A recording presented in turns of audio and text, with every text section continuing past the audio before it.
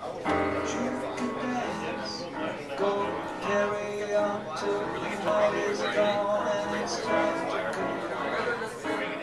Well, it's interesting when we had one restaurant in the beginning, change in one restaurant is, I don't want to say easy, because change is always a challenge, but me educating one group of people is something that can be done on a regular basis. And now that we have 13 restaurants, we've evolved to where there's stability in the wine list. We only change one or two things a quarter, and we have those producers that we've identified and that we love that produce high quality wine, vintage to vintage. And specifics, like we work with Selbach Oster from Germany. Johannes, he produces great wine every single year for us.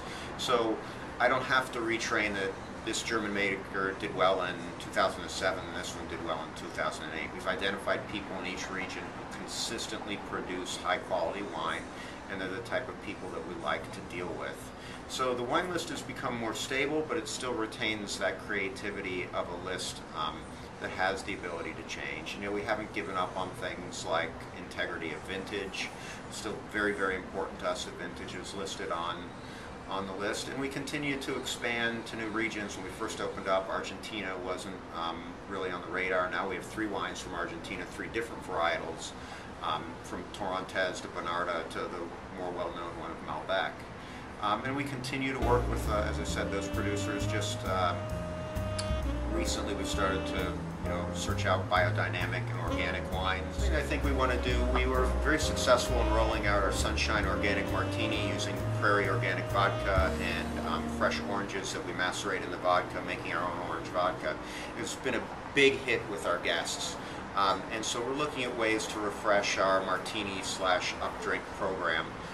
Because I think martinis are a funny word. Martinis are really either gin or vodka and a little bit of dry vermouth, and martinis now really cover up drinks in all their iterations.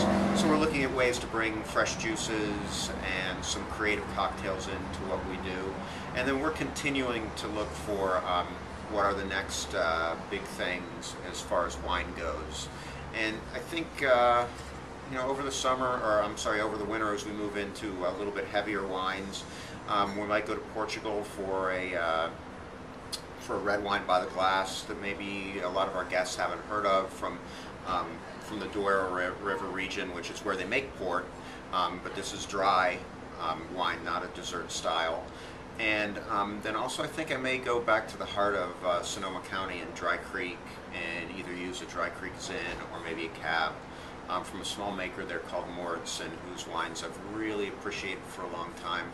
We haven't really focused on a specific area of the North Coast, and I think that Dry Creek is an area that they make a lot of really cool wines there, and I'd like to make them a little bit more famous maybe in the United States, or at least with our people. So that's where I'm looking, kind of cutting edge things coming up for the winter time. And then of course we are always thinking a little bit further out. In springtime we'll bring back some wine that I'm extremely passionate about, and that's Avelita Vinho Verde. And again, a Portuguese wine that it's all about joy and light and drinking out on the patio on a day when it's 80, 90, 100 degrees out, and you just want to chill out, have fun with your friends. So there's a lot of fun stuff still to come in our list and our program. It's a very interesting question about how we decide what wine goes on the list and whether it's by the bottle, by the glass, and which one of those drives our program. And it's funny, our lists have somewhere between 90 and 100 choices on them depending upon the time of the year for whole bottle sales. But what's really cool, fun, and different is that we have 63 or 64 wines by the glass.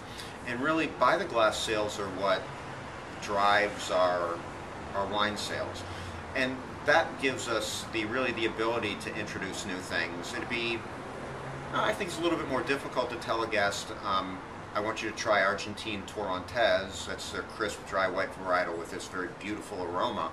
It's hard to tell them, hey, you got to sport for a whole bottle. Whereas we can say, you know what, we serve it by the glass. I already have the bottle open. I'll pour you half an ounce. You can taste it and tell me if you're really interested or not. So our program really is built to be able to try things and try new and different things. And our lists we change every 3 months on the season. So hey, we run something for 3 months and it really doesn't excite our guests. There's nothing ventured, nothing gained in that, and we can pull it off and put something else on. But it's fun how I really think, while hey, people still are always going to drink Chardonnay, Cabernet, Merlot, Pinot Noir.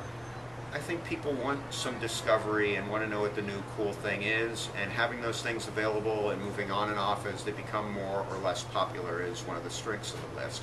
So by the glass sales, bottle sales, I don't look for either one of those things. I want to find new things that are fun and introduce people to them through by the glass sales.